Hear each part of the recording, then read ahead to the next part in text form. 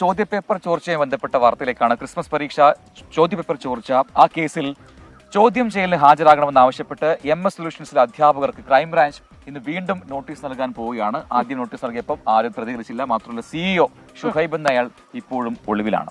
അതെ, അപ്പൊ അദ്ദേഹത്തിനായുള്ള തെരച്ചിൽ പോലീസ് തുടരുകയാണ്. മിഥില ബാലൻ ചേരുകയാണ് കോഴിക്കോട് നിന്ന്. Mithila, very very very good morning. പണ്ടൊന്നും അങ്ങനെ കേട്ടുകേഴ്വിയില്ലാത്ത ഒരു കാര്യമാണ് ഈ ചോദ്യപേപ്പർ ചോർച്ച. കൂടുതൽ മത്സരാധിഷ്ഠിതമായതോടെ സ്വകാര്യ ട്യൂഷൻ സെന്ററുകളും ആപ്പുകളും ഒക്കെ ഇതെങ്ങനെ വരുന്നു. അപ്പോൾ ഈ CEOയെ കാണാനില്ല, ആ തെരച്ചിൽ തുടരുന്നു. എവിടെയാണ് എന്നുള്ള കാര്യത്തിൽ വിവരമുണ്ടോ? ഏത് തരത്തിലാണ്? അധ്യാപകരുടെ മൊഴിയെടുക്കുമെന്നും അറിയിച്ചിട്ടുണ്ടല്ലോ.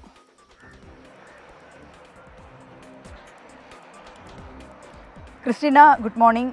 സൂചിപ്പിച്ചതുപോലെ തന്നെ ചോദ്യപേപ്പർ ചോർച്ചയൊന്നും പണ്ട് നമ്മൾ കേട്ടിട്ടില്ല. പക്ഷേ ഇപ്പോൾ ചോദ്യപേപ്പർ ചോർച്ചയെല്ലാം തന്നെ ഇത്തരത്തിലുള്ള വാർത്തകളെല്ലാം തന്നെയാണ് ഇപ്പോൾ പുറത്തു വരുന്നത്. ഈ ഒരു സംഭവത്തിൽ ക്രൈംബ്രാഞ്ച് കടുത്ത നടപടികളിലേക്ക് നീങ്ങുകയാണ്. ഈ MS സൊല്യൂഷൻസിലെ അധ്യാപകർക്ക് ചോദ്യം ചെയ്യലിന് ഹാജരാവുന്നതിന് നോട്ടീസ് ഇന്ന് വീണ്ടും നൽകും. നേരത്തെ 2 തവണ നോട്ടീസ് നൽകിയിരുന്നു. 2 തവണ നോട്ടീസ് നൽകിയിട്ടും ഈ അധ്യാപകർ ചോദ്യം ചെയ്യലിന് ഹാജരായിട്ടില്ല. ഇനിയും അവർ ഹാജരായില്ലെങ്കിൽ കസ്റ്റഡിയിലെടുത്ത് ചോദ്യം ചെയ്യാനാണ് ഈ ഒരു ക്രൈംബ്രാഞ്ച് അന്വേഷണ സംഘത്തിൻ്റെ തീരുമാനം. അതേസമയം തന്നെ ഇപ്പോഴും ഈ ഷുഹൈബ് എവിടെ എന്ന കാര്യത്തിൽ ഒരു വ്യക്തത വന്നിട്ടില്ല. ഒളിവിലാണ്. 31-നാണ് മുൻകൂർ ജാമ്യാപേക്ഷ പരിഗണിക്കുക. അതിനു മുൻപ് തന്നെ അദ്ദേഹത്തെ കസ്റ്റഡിയിലെടുക്കാനോ ചോദ്യം ചെയ്യാനുള്ള ഒരു കാര്യത്തിലേക്കാണ് ക്രൈംബ്രാഞ്ച് നീങ്ങുന്നത്. പക്ഷേ ഒളിവിലാണ്. ഒരു തരത്തിലുള്ള ഇൻഫർമേഷനും അദ്ദേഹവുമായി ബന്ധപ്പെട്ട് ഇതുവരെ ക്രൈംബ്രാഞ്ച് സംഘത്തിന് ലഭിച്ചിട്ടില്ല.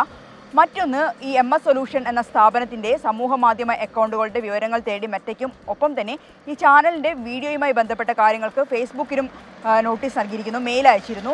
ഈ ഒരു വിശദാംശങ്ങൾ കൂടി കിട്ടിയതിനനുസരിച്ചായിരിക്കും തുടർ നടപടികളിലേക്ക് ക്രൈംബ്രാഞ്ച് സംഘം നീങ്ങുക. എന്തുതന്നെയായാലും ഈ ഒരു സംഭവത്തിൽ കടുത്ത നടപടികളിലേക്ക് തന്നെ ക്രൈംബ്രാഞ്ച് സംഘം നീങ്ങും എന്ന സൂചന തന്നെയാണ് ലഭ്യമായിട്ടുള്ളത്. കാരണം ഈ അധ്യാപകർക്ക് ചോദ്യം ചെയ്യലിന് ഹാജരാകാൻ വേണ്ടി 2 തവണ നോട്ടീസ് നൽകിയിരുന്നു. 2 തവണയും ഇവർ ഹാജരായില്ല.